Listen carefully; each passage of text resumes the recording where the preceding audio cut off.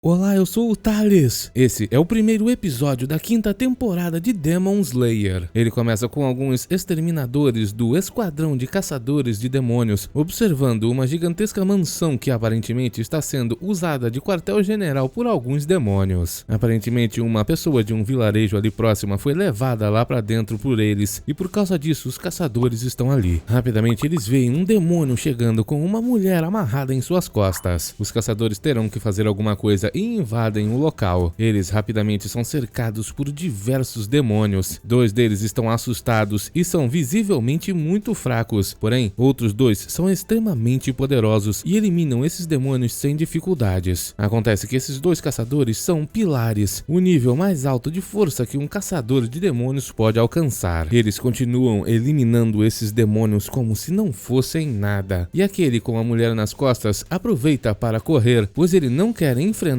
dois pilares. Eles têm que segui-lo para poder tentar salvar aquela mulher, mas do lado de fora tem muitos demônios. Um deles vai ficar para trás para tomar conta deles, enquanto o outro tenta salvar a mulher. Rapidamente ele se aproxima e manda os demônios se renderem, mas eles não vão parar de atacar. O jovem tem que eliminar diversos ao mesmo tempo, e aquele que está com a mulher a arremessa para fora do castelo, mas ela é salva pelo outro caçador. O demônio então tenta fugir e os dois vão atrás dele, e parece que caíram dentro de uma gigantesca fortaleza que muda de forma. O demônio ali é inalcançável e antes de poderem atacá-lo, os dois pilares foram teleportados para fora dali e não entenderam que lugar era aquele. Logo vemos uma outra caçadora chamada Kanao chegando até a sede do esquadrão. Ela fica sabendo rapidamente que a Nezuko, a irmã do Tanjiro, que é uma demônio, agora pode andar sob a luz do sol e com certeza Kibutsuji Muzan irá tentar enviar seus demônios para sequestrá-la. Uma das pilares diz para ela que irá acontecer uma reunião com todos os pilares e ela vai deixar a Kanao tomando conta da Nezuko. Tanjiro ainda está se recuperando do último embate contra as luas superiores, a classe dos demônios mais poderosos do Muzan. Logo vemos a reunião dos pilares. Amane Ubuyashiki aparece para começar essa reunião. Ela representará o Kagaya Ubuyashiki. Ele é o líder da família que está por trás do esquadrão de caçadores de demônios. Como sua saúde piorou, ele não pode participar dessa reunião. Amane já começa dizendo que recentemente um demônio conseguiu conquistar a luz do sol. Esse é um feito inédito e com certeza Muzan irá mandar seus demônios atrás dela de qualquer maneira. Ele também quer conquistar a luz do sol e uma gigantesca guerra se aproxima. Acontece que durante a última luta contra as luas superiores, Amane ficou sabendo que alguns caçadores liberaram uma certa marca em seus corpos e ela quer saber quais foram as condições necessárias para fazer essas marcas aparecerem. A jovem então conta que muitos anos atrás, os espadachins que levaram Muzan a estar à beira da derrota foram conhecidos como os espadachins da primeira respiração. Eles disseram que cada um deles passou a carregar marcas similares às de demônios. Durante o passar dos anos, o conhecimento a respeito dessas marcas foi perdido e tudo que eles sabem é que quando algum dos caçadores manifesta essa marca, os outros a seu redor começam a manifestá-la também. E só sabem disso pois foi registrado no diário de um dos espadachins da primeira respiração. A primeira pessoa dessa geração atual a manifestar essa marca nem ao menos era um pilar, foi o próprio Tanjiro. Infelizmente ele é incapaz de descrever exatamente como a marca dele apareceu. Por isso Amane quer saber desses dois pilares como as marcas deles apareceram. A primeira pilar, Kanroji, não consegue descrever muito bem. Ela explicou tipo o próprio Tanjiro com palavras que não fazem sentido. Por causa disso, o pilar Tokito teve que dizer exatamente como aconteceu. Ele deixa claro duas características imprescindíveis. Antes de sua marca aparecer, primeiro, ele sentiu que seu coração bateu a mais de 200 batimentos por minuto. E depois, enquanto utilizava sua respiração, a temperatura de seu corpo superou os 39 graus. Nesse momento, a marca apareceu. Nessas condições, ele não deveria nem ao menos conseguir se mover, mas mesmo assim conseguiu lutar e terminar a batalha contra uma das luas superiores. Agora que sabem os detalhes, Amane diz para os outros pilares que o objetivo principal deles deve ser encontrar um jeito de manifestar essas marcas em todos. Entretanto, antes que eles comecem o treinamento, Amane os avisa de uma certa coisa. Aqueles que já despertaram a marca já não tem mais o que fazer, porém, os outros que despertarem, vai acontecer uma certa coisa que ela não diz nesse episódio. Assim que a reunião com a Amane terminou, os pilares queriam conversar para ver o que eles fariam a partir de agora, mas Tomioka se levantou para ir embora embora dizendo que essa conversa não tem nada a ver com ele. Mesmo assim, alguns querem fazê-lo ficar, e o pilar Himejima tem que intervir. Ele interrompe a todos, dizendo que tem uma proposta. Depois disso, vemos que o Zenitsu finalmente voltou até o quartel-general depois de mais uma missão. Ele ficou em choque ao ver que a Nezuko agora está andando sob a luz do sol e, além disso, consegue falar, dando as boas-vindas para ele. O jovem começa a dizer que os dois irão se casar. Ele está muito feliz, até que ela o chama de Inosuke